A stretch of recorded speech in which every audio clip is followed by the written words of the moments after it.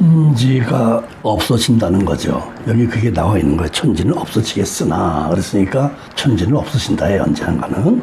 근데 여기서 초점은 내 말은 없어지지 않는다. 이게 뭐냐면 절대 진리다 라는 걸 천명한 거예요. 내 말은 절대 진리다. 그래서 내가 말한 그대로 된다 그러는 거예요. 쉬운 예로 예수님이 재판을 받을 때 빌라도가 3차례나 무죄 선고했거든요. 3번이나 무죄 선고를 했는데 죽여달라고 난리를 치고 요동을 하니까 그래 네 뜻대로 해라 처형하도록 내줬어요. 그리고 한 말이 나는 책임 없다 그랬어요. 이게 손 씻었죠. 퍼포먼스지 뭐. 너희들이 죽인 거지 내가 죽인 게 아니다. 난 분명히 무죄 선고했다. 그래서 손을 씻으면서 나 책임 없다 그랬어요. 그랬더니 이 대제사장을 비롯한 예수님을 처형하도록 독려한 세력들 그 사람들이 소리쳤죠. 우리가 책임지겠다. 그리고 우리 자손들이 책임지겠다. 우리와 우리 자손들이 책임을 지겠다. 예, 그렇게 되는 거예요. 근데 예수님은 그랬거든요. 이 세대가 가기 전에 그때 그 세대를 말하는 거예요. 돌 위에 돌 하나도 남지 않게 멸망한다. 그거하고 그 무죄 선고했을 때 십자가에 매달라 우리와 우리 자손들이 자녀들이 책임지겠다 한 말과 맥이 하나의 한 맥으로 통하는 거예요. 정말 그렇게 됐거든요. 불과 그때로부터 40년, AD 66년에 36년쯤 후에 로마가 그 열심당이 폭동을 일으켜서 예루살렘을 지배하니까 정복하니까 로마가 시리아에 있던 군단 병력 끌고 와가지고 예루살렘을 포위해버렸어요. 그래갖고 유대전쟁이 일어난 거예요. 그게 바로 유대전쟁의 시작이에요. 5년간 전쟁을 했어요.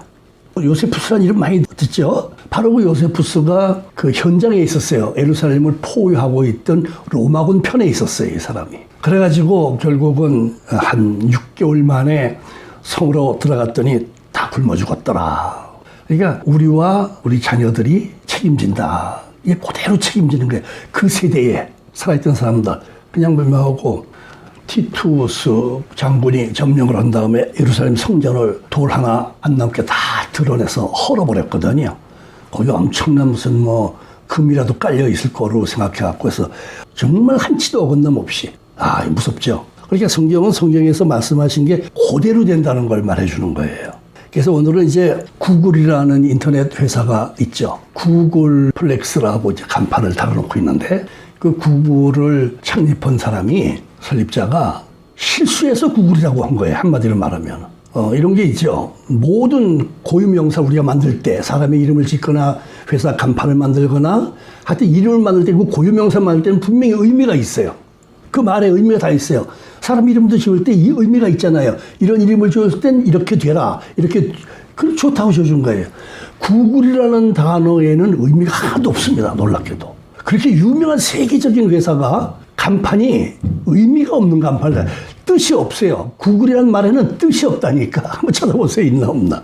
그 창업자가 실수를 한 거예요. 구골이라고 할 걸 구글이라고 해놓은 거예요. 그 구골은 뭐냐. 즉 L 앞에 O가 들어가야 된다는 얘기예요. 구골이라고 해야 될 걸 하도 오래전에 들은 이야기라서 잊어버려가지고 실수로 구글이라고 해서 그게 고유명사가 돼버렸는데 뜻이 없는 고유명사예요. 세상에 그렇게 유명한 회사가 의미가 없어요. 재미있는 실수예요.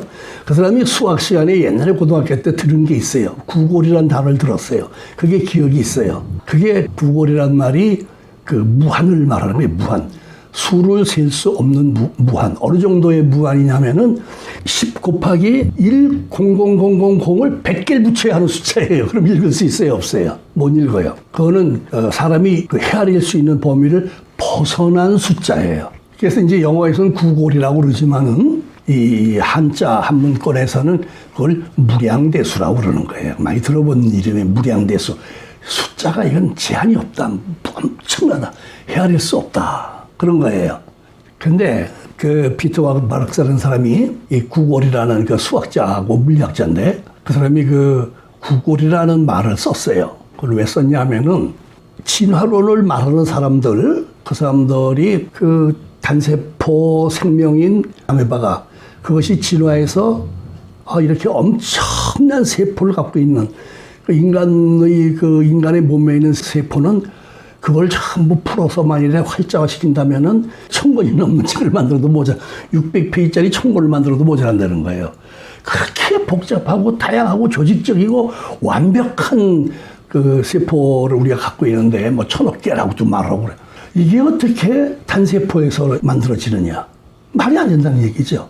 그거는 구골이다 이거예요. 그거는 가능성이 제로다 그런 뜻으로 말하는 거예요. 그러면서 그 사람이 연구한 게 뭐냐면은 내가 성경을 꼼꼼히 읽어보니까 구약 성경에서 예수님에 대해서 예언한 내용들이 아주 구체적으로 48가지가 있더라. 그래요.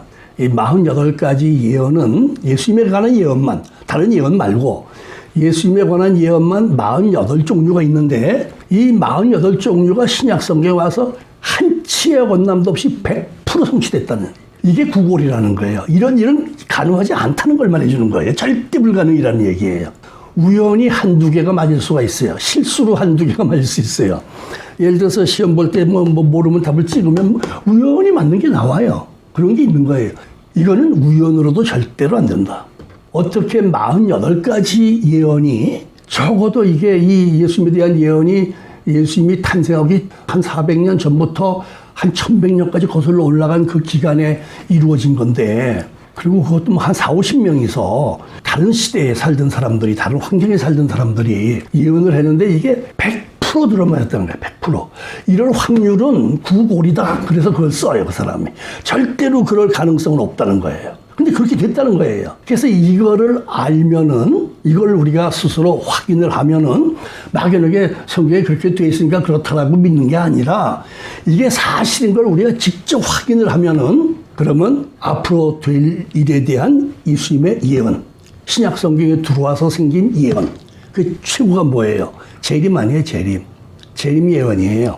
그리고 이렇게 구약에서 메시아를 보내주겠다고 하는 예언보다 8배 정도 많아요. 재림에 대한 예언이.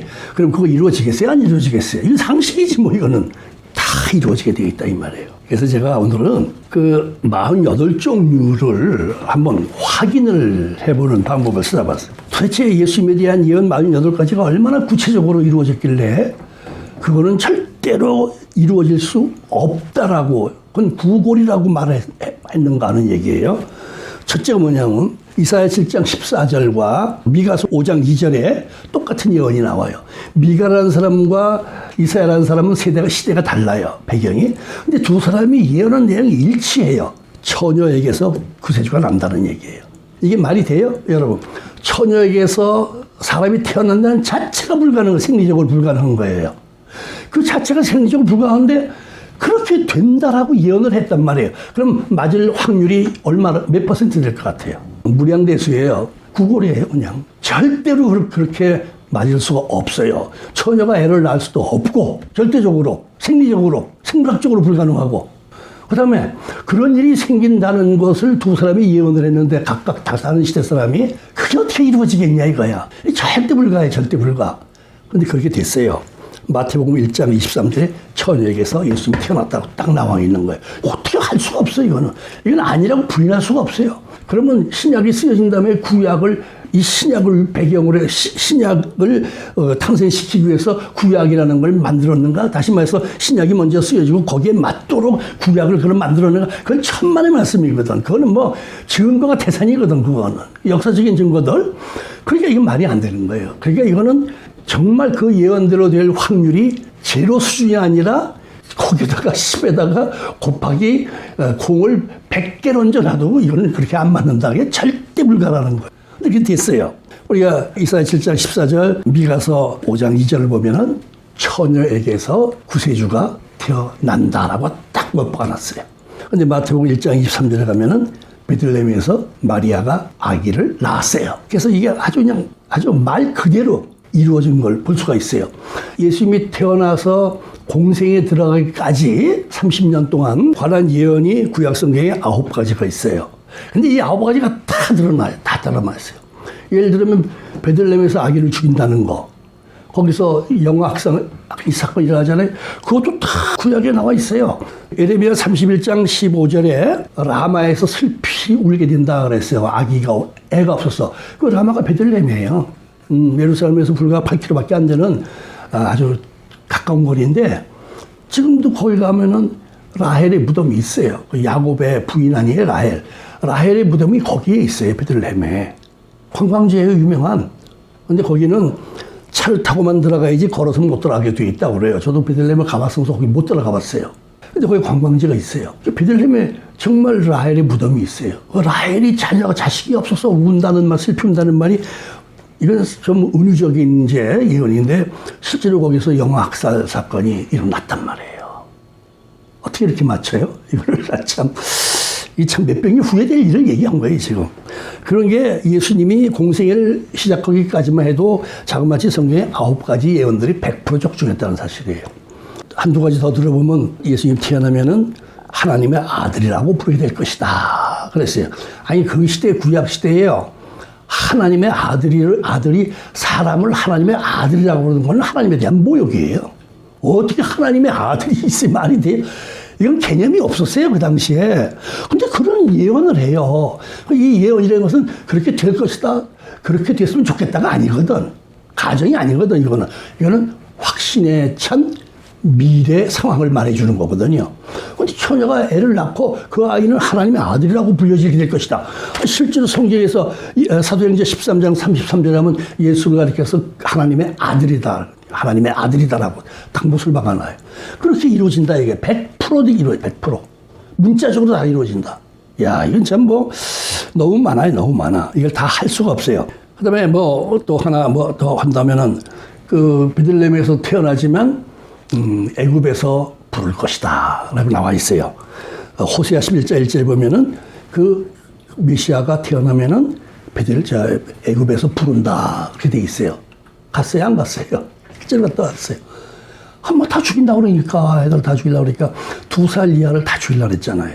근데 왜 2살까지 범위를 넓혔냐면은 그 동방에서 온 박사들이라는 사람을 헤롯 대왕이 만나서 별이 출현한 때를 물어봤단 말이에요. 오래됐죠.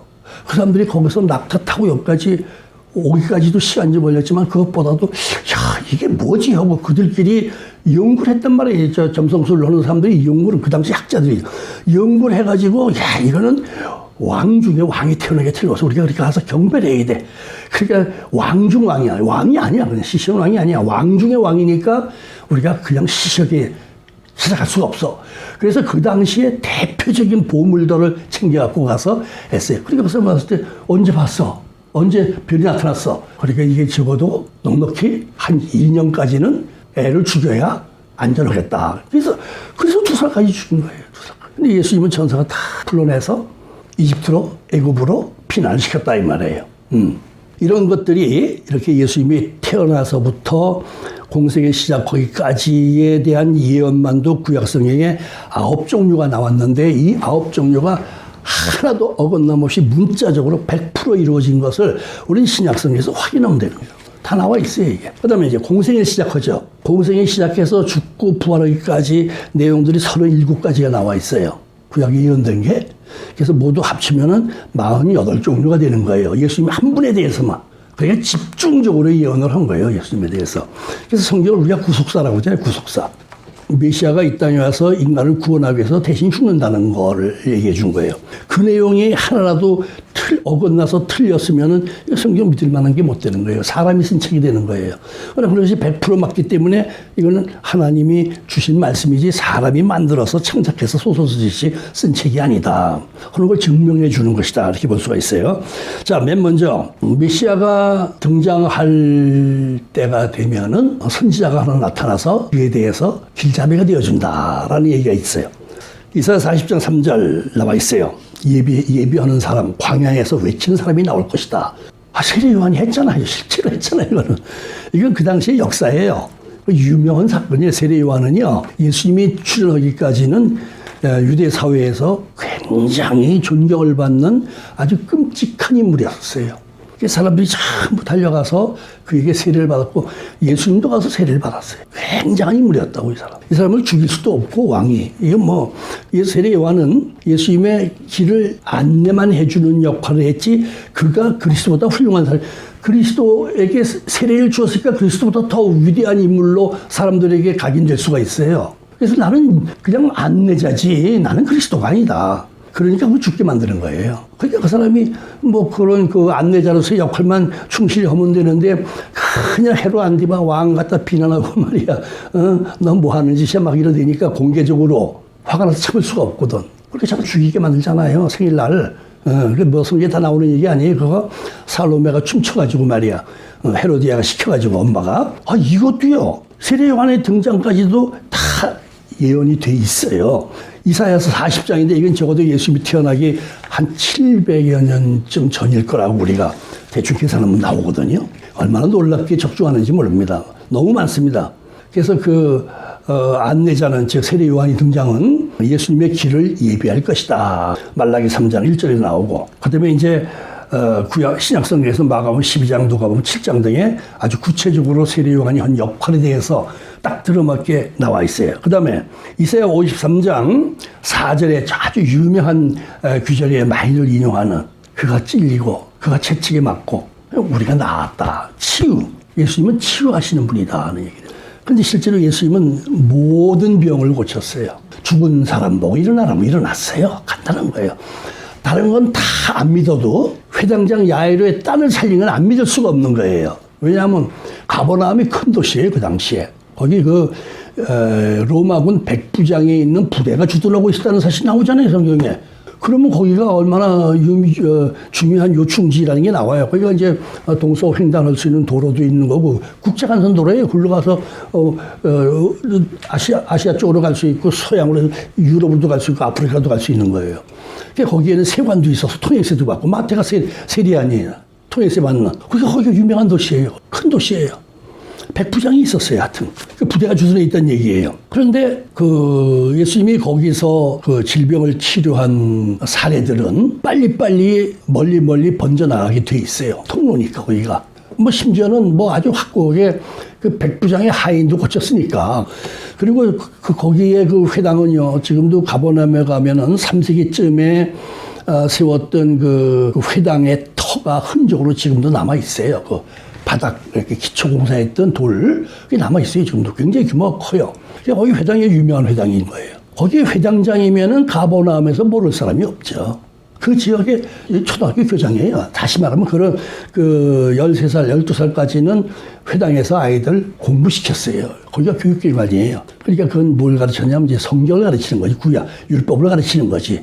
그래서 12살까지 그 율법 배우고 나면 졸업이 되니까 그다음부터는 이제 예루살렘에 가서 6월절 같을 때 예루살렘에 가서 참석해야 되는 그런 의무가 생기는 율법적으로 성인이 됐다는 뜻이란 말이에요. 그러니까 이 회당장을 모르는 사람은 없어요. 이름도 나왔잖아요, 성경에. 야이로. 성경에 웬만한 사람 이름 안 나와요. 야이로는 이름이 나와요. 그럼 이 사람은 회당장으로서 현직에 있는 그 인물이란 말이에요. 그의 딸이 죽었어요. 죽었다는 소문이 죽었는데 예수님이 가서 살려내잖아요. 그러면 참 성경이요.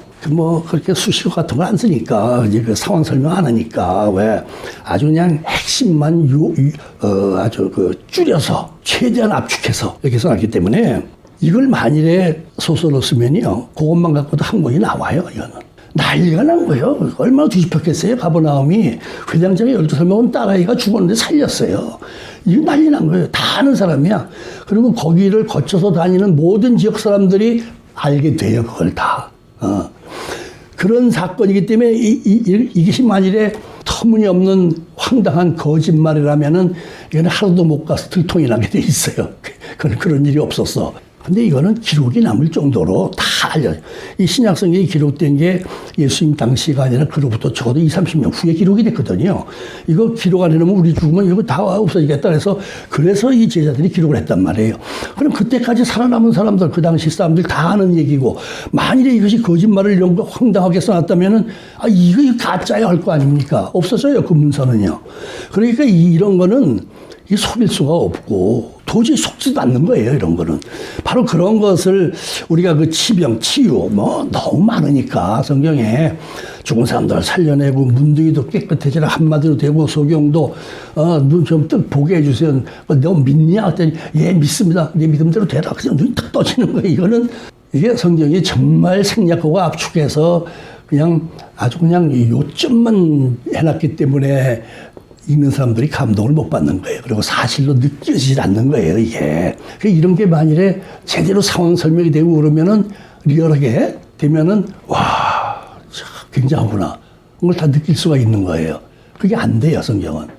뭐 그 당시에 문서 기록이라는 게 그럴 수밖에 없는 조건이었기 때문에 그렇게 된 거예요. 그래서 제가 리얼 바이블 하겠다는 얘기가 이제 그런 걸 하겠다는 얘기예요. 그래서 성경이 실감나게 참 그렇겠네 이렇게 동의가 돼야지 실감이 나야지 그 작업을 하려고 하는 게 이제 지금 제가 한 2시간 정도는 방송할 걸 준비해 놨어요, 온 거를. 근데 제가 지금 적어도 30시간은 준비를 해 놓고 시작을 해야겠다. 그래서 지금 안 하고 있는 거죠. 자, 그 다음에 또 뭐 너무 많으니까 이걸 다 열거 못하고 시편 78편 2절에는요, 예수님의 가르치는 방법이 예고되어 있어요. 예언이 되어 있어요. 비유로 가르치신다라고 성경에 나와 있어요. 예수님은 비유를 가장 많이 쓰신 분이에요, 지금까지. 원래 그 당시에 헬라의 철학자들이 소크라테스라든가 무슨 철학자들이 비유술 넘어서 은유를 많이 썼어요. 근데 은유보다 비유는 직접적인 대조하는 거거든. 이거는 가장 그 상황이나 무엇이든지 말하고자 하는 걸 가장 잘 설명하는 쉽게 설명하는 방법이 비유예요. 그래서 비유를 가장 많이 썼어요. 왜? 사람들이 못 알아들으니까. 천국에 가면은 천국이 어떻다고 천국을 아무도 못 봤는데 이 세상에 뭘로 천국을 설명을 해요. 그러니까 이 세상 가장 좋은 걸로 얘기를 할 수밖에 없는. 그래서 비유로 가르치는 거는 이건 예수님께서는 부득이했던 상황이에요. 사람들이 못 알아들어요. 하나님에 대해서. 그래서 비유로 가르치신다. 이거는 시편 78편 2절에 나와 있고 우리가 복음서에서는 비유로 가르치는 얘기가 너무 많아서 인용할 필요도 없어요. 그 다음에 예루살렘에 마지막으로 입성하실 때 나귀 타고 입성했다는 걸 우리가 다 알죠. 참, 예수님이 마지막에 예루살렘에 체포되러 가는 거예요. 이게 지금 죽으러 가는 길이에요. 스가랴 9장 9절은 아주 유명하죠. 예수님이 나귀 타고 그것도 아직 사람이 타보지 않은 나귀 새끼. 아주 구체적이에요, 이거는. 그걸 타고 예루살렘으로 들어간다. 실제로 마태복음 21장 5절에 보면 그렇게 해서 들어갔죠. 정말 그렇게. 아니 이게 뭐 어떻게 된 거예요? 이렇게까지 맞출 수 있냐니. 그러면 예수님이 그 구약에 예언된 내용들대로 자기가 연출해가지고 했다고 봐야 되겠어요? 그래야 할 이유가 없죠. 그런 말이 설득력이 없는 얘기예요. 그렇게 예언된 대로 저절로 그렇게 되는 거예요, 이거는요. 이건 하나님이 하시는 거예요, 뒤에서, 배후에서. 하나님이 상황을 연출해 가는 거예요. 그러니까 하나님 뜻대로 되는 거예요. 약속한 대로. 예언은 약속이에요, 전부가. 그래서 구약 성경이라고 그러는 거예요. 예언은 전부 약속이기 때문에 하나님이 일방적으로 사람을 향해서 약속한 걸 100% 집행하는 거예요. 사람은 약속을 해놓고 지키고 싶고 지킬 의지가 있어도 못 지킬 수가 있어요. 그렇죠? 특히 돈 문제 같은 거. 언제까지 줄게? 안 돼. 그렇게 하려고 했어. 그렇게 하고 싶어. 그렇게 노력했어. 근데 안 돼, 상황이. 인간의 한계. 근데 하나님이 직접 연출한단 말이에요. 그래서 되게 만든단 말이에요, 그거를. 불가능이 없는 거니까. 그래서 우리가 전능하신 하나님이라고. 나는 누가 지어서 있는 게 아니야. 난 스스로 있는 자야. 이 하나님 자기 자신에 대해서 더 설명할 방법이 없어요. 언어로, 인간의 언어로. 나 스스로 있어. 이게 얼마나 유명한 말이에요. 나는 스스로 있는 자야. 지금까지 만들어진 신이 많아요. 석가를부터 마호메트 엄청나게 많은데 그 중에 스스로 된 자는 한 사람도 없어요. 석가는 자기가 구세주란 말 한 적도 없어요. 자기는 신이라는 말을 해본 적이 없어요. 그 사람은요. 예수님은 내가 하나님의 아들이다. 나를 본 자는 하나님을 봤다. 동일인. 그래서 하나님의 성육신이야. 인간의 모습으로 오신 거란 말이에요. 하나님이. 이런 교리는 어떤 종교에도 존재하지 않아요. 그리고 어떤 종교에서도 스스로 있는 자, 즉 창조되지 않은 피조물이 아닌 신이 없어요. 그럼 사람이 만든 신이 되는 거예요, 전부가. 그리고 예수님이 나귀 타고 입성하실 때 찬양이 이루어지는데 호산나 주의 이름으로 오시는 이여는 찬양이 불려질 것이다. 자, 시편 118편 25절 26절에 그 내용이 나와 있는데 마태복음 21장 9절에 정말 예수님이 입성하실 때 호산나 하고 찬양을 불렀단 말이에요. 하나님이 연출을 이렇게 하시는 게 딱 맞게 하시는 거예요. 너무 많아서 이게 하도 많으니까 84가지나 되니까 다 이걸 열거할 수는 없고 우리가 아주 잘하는 그런 것들만 좀 몇 개 골라보는 건데 성전을 가리켜서 예루살렘의 그 성전을 가리켜서 여기는 기도하는 집이다 라고 말한 사람은 대제사장이고 누구 그런 말을 하지 않았어요. 그때는 성전이 기도하는 집으로서의 개념이 아니라 하나님 앞에 제사 드리는 장소로서 공간으로서의 개념이었거든요. 예수님이 처음으로 기도하는 집이다 그랬어요. 그것도 이사야 56장 7절, 에레미야 7장 11절에 그렇게 나와 있어요. 그렇게 말한다. 이 말할 것까지도 다 예언이 되어 있어요. 그걸 다 참 기가 막힌 겁니다. 이걸 알면은. 이스라엘 사람들은, 저 유대인들은 사실 이 구세주를 보내주었는데 그를 구세주라고 믿지 않을 것이다 라는 예언은 많아요. 이건 뭐 시편에도 여러 군데 나오고 이사야 53장 1절에 나오고 뭐 사람들이 미워한다 이런 것까지 다 나오거든요, 예언이. 근데 실제로 우리가 아는 대로 예수님은 사람들이 메시아라고 인정하지 않았어요. 유대인들은 안 믿었어요. 죽이려고 들었고 죽였으니까. 뭐 메시아는 그냥 이단으로 봤으니까, 이단의 괴수로 봤으니까 완전히 마귀로 봤어요. 그게 죽였어요. 그런 것까지도 다 예언된 대로 집행이 되었다. 그런 얘기가 되는 겁니다. 시편 35편 19절에 보면 이 메시아를 사람들이 이 그리스도를 까닭없이 미워한다는 말까지 나와. 사실 그 당시 사람들이 부안해동 오는 사람들은 까닭없이 미워한 거예요. 많죠. 지금도 뭐 정치적 보면은 그 맹목적으로 지지하는 세력들이 있어요. 좋고 나쁜 거 전혀 분별 없이 그냥 막 네가 최고다 그냥 몰려서 박수쳐서 난리치는 사람들 얼마나 많아요. 그게 다 뭐예요? 맹목적. 모르면서 하는 거예요. 모르면서. 부안해동이야 그냥. 남들이 그러니까 따라가는 거예요. 사실 이거는요, 여론을 왜곡하는 거거든. 그건 아주 굉장히 큰 죄입니다, 그거는. 근데 예수님께도 그런 일이 있었대요. 사람들이 막 돌 던지고 난리 났잖아요.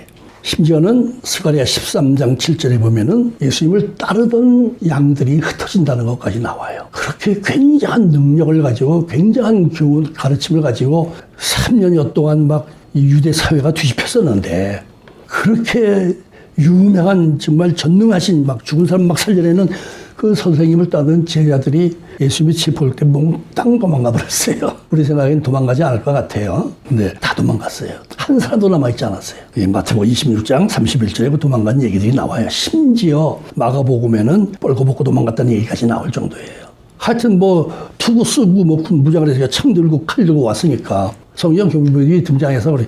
무서우니까 다들 도망가 버렸어요. 한 사람도 남지 않고 도망갔어요. 11명. 유다는 빠져 있었고. 가룟 유다가 은화 30세겔에 예수님을 판다는 것까지도 스가랴 11장 12절과 13절에 예언이 돼 있어요. 그게 이제 뭐 성인 종 노예 한 사람 몸값이란 말이에요. 그 당시에 거액이에요. 사실은 이게 굉장히 큰 돈이에요.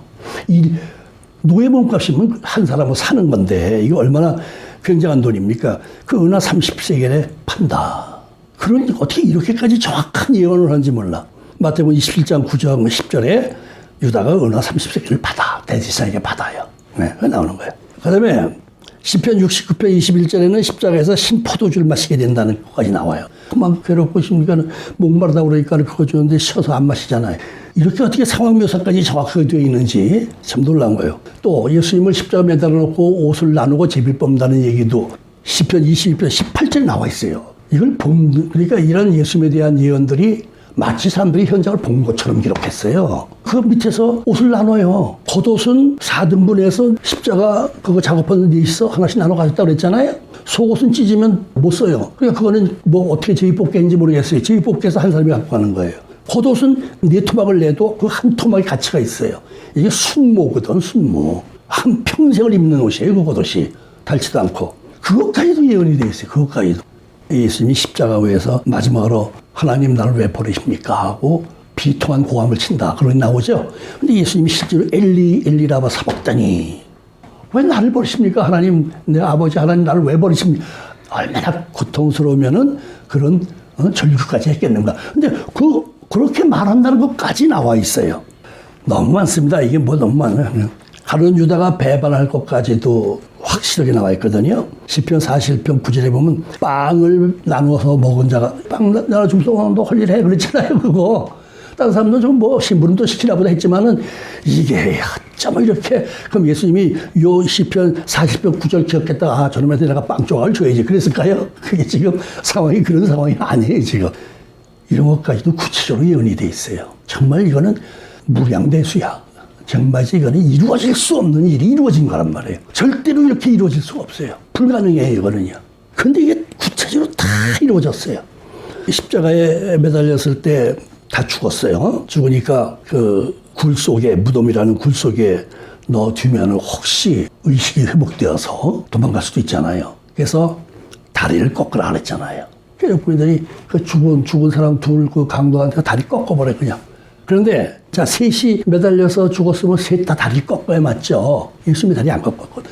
예? 아니 셋이 똑같이 죽었는데 왜 두 사람 다리 꺾고 가운데는 다리 안 꺾어요? 그 사람들이 선택했을까요? 자, 이 기가 막힌 거예요. 시편 34편 20절에 뼈가 꺾이지 않는다. 죽어도 이런 것까지 시시콜콜 예언 다 해놓은 거예요. 이게 하나도 어긋나지 않고 다 맞았어요. 그러니 이거는 정말 절대 불가능한 일들이 다 이루어졌다. 그래서 국어를 쓰는 거예요. 그래서 국어를. 절대 불가능이야. 이거. 절대 불가능. 절대 있을 수 없는 일들이 예수님의 예언대에서는 100% 그냥 문자적으로 다 들어맞아요. 이거는 하나님이 하신 일이 아니면 이거는 절대로 안 된다는 걸 말해주는 거예요. 그 다음에 시편 16편 10절 11절에는 3일 만에 부활한다는 게 예언돼 있어요. 그러면 한번 생각해 보십시오. 이걸 시편에 기록할 때 세상에 죽은 사람이 3일 만에 살아난다고 어떻게 씁니까? 그런 일은 생기지 않은 일이에요. 경험 못한 일이에요. 이런 일은. 그런 걸 쓴 거예요. 그럼 지정신으로 쓴 게 아니지 생긴 게 아니에요. 이거는. 이 정말 하나님께서 손을 잡아주시는 거예요. 그래서 주님은 부활하신다. 부활했단 말이에요. 많아요. 또 승천. 그죠? 승천도 시편 68편 18편에 예언이 돼 있어요. 사람들 보는 앞에서 올라가는 거예요. 하늘로 올라가는 거예요. 이거를. 이런 일이 어떻게 생길 수 있냐 이거죠. 그 다음에 유다가 배신해서 밀려나니까 대신 사도를 하나 세우자. 그것도 예언이 돼 있어요. 시편 109편 8절에 유다 대신 사도를 다른 사람에게 준다. 그 사람이 제품받고 하나 세우잖아요. 그것까지도 돼 있어요. 그것까지도. 예. 자, 예수님은 시편 49편 6절에 보면 구원을 베푸시는데 이방인의 빛이다. 그래서 예수님 이전의 유대교는 유대인들로 제한이 돼 있었잖아요. 이건 유대인만 해당되는 종교였었어요. 이방인 사람 취급도 안 했단 말이에요. 근데 예수님은 유대인인데도 불구하고 무슨 일을 하냐면 이방인의 빛이 된다 그랬어요. 그러니까 유대인으로 제한되어 있는 구약의 틀을 허물어서 세계화시키는 분이다. 그렇게 나와 있어요. 그게 시편 49편 6절에 나와 있어요. 근데 예수님이 사도행전 13장 47절에 보면 그렇게 했다는 게 나와요. 그렇게 해서 이게 4개도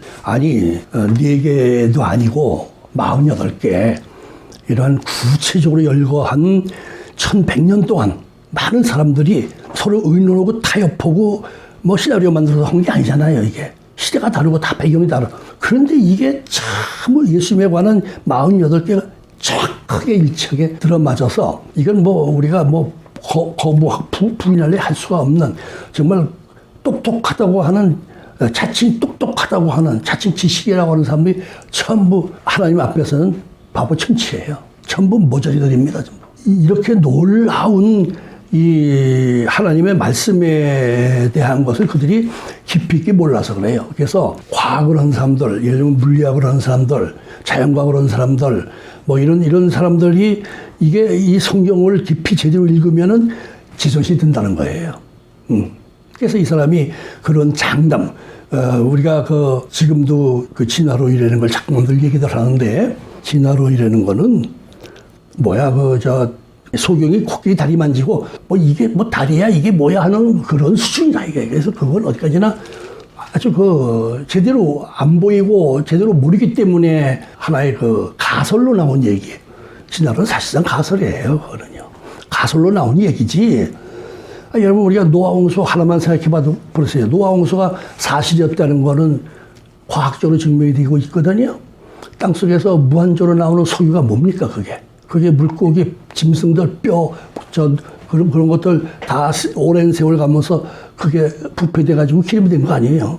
그리고 석탄 같은 건 다 뭐예요? 나무 같은 것들이 많이 땅속에 매몰돼가지고 오랜 세월 가서 석탄 된 거 아니에요? 그럼 그거는 언제 이렇게 됐어요? 이거는요, 한꺼번에 엄청난 나무가 매몰되지 않으면 그런 게 안 생겨요. 한꺼번에 엄청난 짐승들, 물고기들이 한꺼번에 와장창 땅속에 매몰되지 않으면 그런 일이 안 생겨요. 그럼 이거는 지각변동이 일어날 때 생긴 거고, 이거는 노아홍수만이 지각변동이 일어났다는 게 나오거든요. 완전히 뒤집힌 거예요, 세상이, 땅이. 그때 생긴 거예요. 그걸 우리가 지금 누리고 사는 거예요. 그거 해가지고 에너지를 쓰는 거예요. 그것만 봐도 노아홍수 사건이 진실이었다는 걸 우리가 말할 수 있는데, 그래서 이 과학 그런 사람들이 성경을 제대로 읽으면은, 정말 제대로 이 사람들이 이걸 읽으면은, 우리가 다시 헛꿈 꾸고 살았어. 탄식하게 돼 있어요. 예. 근데 그 사람들은 자기들 학문이 최고고, 자기가 가장 잘나고, 뭐 이런, 그리고 아주 그 물리적으로 아주 오감에 의한 말이야. 그런 것들 기준으로 해서 뭐 계산하고 뭐 해갖고 이건 다 가짜야, 이거 거짓말이야. 그래서 가설을 만들어서 그걸 믿고 사는 거예요. 그러니까 허황된 신을 믿는 거예요. 가설이 신 아니에요, 그 사람들에게. 허황된 신을 믿는 거예요. 자, 우리가 이제 성경에서 아까도 말씀드렸지만은, 자, 48가지나 되는 예수님에 대한 예언이 이렇게 문자적으로 하나도 어긋남 없이 100% 이루어진 것은 적어도 이것이 예수님의 태어날 그 무렵에 있었던 얘기가 아니라 적어도 1100년 말이야. 막 1100년, 약 1100년 동안, 기원전 1500년부터 400년까지 1100년 동안에 예수님에 대한 예언이 이루어졌는데 그것이 다 이렇게 완벽하게 이루어졌다면 오늘 여기 본문에 있는 말씀이 뭐예요? 내 말은 하나도 이루지 않을 것이 없다. 예, 마가복음 13장 31절이요. 천지가 없어져도요, 내 말은 없어지지 않는다. 이렇게 말할 수 있는 사람이 누구예요? 이게 황제가 이런 말 해요? 대통령이 이런 말 할 수 있어요? 이건 말 못하죠? 이건 누구도 말 못해요. 어떤 인간도 천지가 없어져도 내가 말하는 거는 없어지지 않는다는 말 할 사람은, 그런 말 하면 그건 전부 바보 천치고 돌아버린 사람으로 취급받아요. 예수님만 이 말씀하시는 거예요. 과거가 그렇게 됐잖아. 자기 자신에게 이루어진 48. 그러면 재림은 8배가 더 많아요. 구약에 예언한 것보다도 재림에 대한 얘기, 단축된 기간에 재림에 대한 예언은 거의 300회 가까이가 돼서 8배 정도 더 많게 예언이 되어 있어요. 그럼 그렇게 되겠어요? 안 되겠어요? 안 될 수가 없어요, 이거는. 고린도서 15장 6절에 보면 그 후에 500여 형제에게 일시에 보이셨고, 부활해가지고 예수님이 제일 많은 군중 앞에 나타난 건 500여 명이 있는데 나타난 것이다. 이렇게 말했어요. 그 중 태반이 지금도 살아있다. 바울이 이 편지 쓸 때 사실을 증언하는 거예요. 그때 거기 500여 명 있었는데 아직도 절반은 살아있어. 나이로 봐도. 그러니까 내가 이걸 만약 거짓말로 썼다면은 그 지금도 살아있는 250여 명이 흩어져 사는데 그 사람들이 바울이 뻥쟁이네 그럴 거 아니냐. 내 말이 진실이라는 걸 그렇게 예를 들어 설명하는 거거든요. 지금도 살아있다, 지금도. 그럼 어떻게 거짓말을 해요? 부활하지 않았는데 부활했다고 어떻게 말해요? 본 사람이 하나도 없는데 어떻게 부활했다고 말해요? 아니에요, 그거는. 그리고 그 부활장인 고린도후서 15장에서는, 고린도서 15장에도 그렇게 나와요. 주님이 다시 오실 때 그 상황 묘사까지 돼 있죠. 호령과 천사장의 소리와 하나님의 나팔로 친히 하늘로 쫓아 강림하시리니. 다시 오시는데 어떻게 오시느냐? 천사장의 소리, 하나님의 나팔, 친히 하늘로 쫓아 강림하시리니. 이게 안 이루어지면 성경이 전부 틀린 거죠. 예, 다 틀린 거예요. 이게 안 이루어지면. 그래서 중요한 거는 예수님도 누누이 강조하신 것처럼 마지막 때 믿는 사람을 보겠느냐라는 게 아주 굉장히 중요한 의미가 있단 말이에요. 마태복음 25장에서 10처녀 비유를 들으면서 내가 볼 때 글쎄 지금 뭐 교회 다닌다고 예수 믿는다는 사람이 한 절반쯤 될 거야. 그거 아니에요, 얘기가. 그리고 더 구체적으로 말했어요. 둘이서 맷돌을 갈다가 하나는 데려감을 당하고 하나는 그냥 버려줍니다. 둘이서 밭을 갈다가 하나는 데려감을 당하고 하나는 버려줍니다. 완전히 반토막 얘기를 하는 거예요. 그럼 우리가 교회에 100명이 모였다 그러면은 뭐 한 교회를 뭐 얘기할 필요 없지만은 거의 뭐 한 절반 정도는 그냥 신앙이 예수님의 재림을 영접할 수 없는 그런 사람이 될 수 있다라는 가능성은 충분히 있는 거예요. 그럼 예수님이 그러잖아요. 내가 오면은 다 불러 모으겠다. 그래서 우측에 있는 사람들, 너희들 참 수고 많이 했어, 나를 위해서. 상을 주겠다. 그리고 좌측에 있는 사람들, 좌측에 있는 사람들은 난 너들 몰라. 저주를 받을 자들이야. 그것도 그때 그 예수님 앞에 모인 사람들이 뭘 상징하겠어요? 크리스천을 상징하는 거야. 10처녀의 비유에서 그렇고 두 사람 밭을 가는 얘기, 두 사람이 맷돌 가는 여자의 얘기에서도 전부 반토막을 다 내버렸어요. 이거는 그냥 말장난한 게 아니다 이거죠. 최소 말장난이 아니에요. 예수님께서 심각하게 이렇게 된다는 얘기예요. 천지가 다 없어져도 내 말은 없어지지 아니하리라. 내 말은 없어지지 아니하리라. 예수님의 초림에 대한 8배나 되는 재림에 대한 이 많은 예언들은 반드시 이루어지고 이미 우리는 때가 상당히 임박했다는 걸 여러 증상들로 알고 있기 때문에 주님을 영접하는 반열에 우리가 들도록 확고한 믿음으로 살아가셔야 되겠습니다. 걸어가신 주님 감사합니다. 하나님의 말씀은 1.1핵도 사라지지 않고 다 이루어질 것을 믿습니다. 정말 우리 주님이 이 땅에 오시는 것에 대해서도 단 한 가지도 예외 없이 48가지 예언들이 문자적으로 100% 이루어졌습니다. 그리고 재림에 대해서는 더 많은 예언을 하셨습니다. 그리고 주님의 말씀은 절대로 없어지지 않는다고 하였습니다.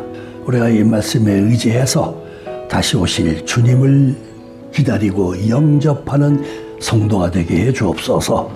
예수님의 이름으로 기도하옵나이다.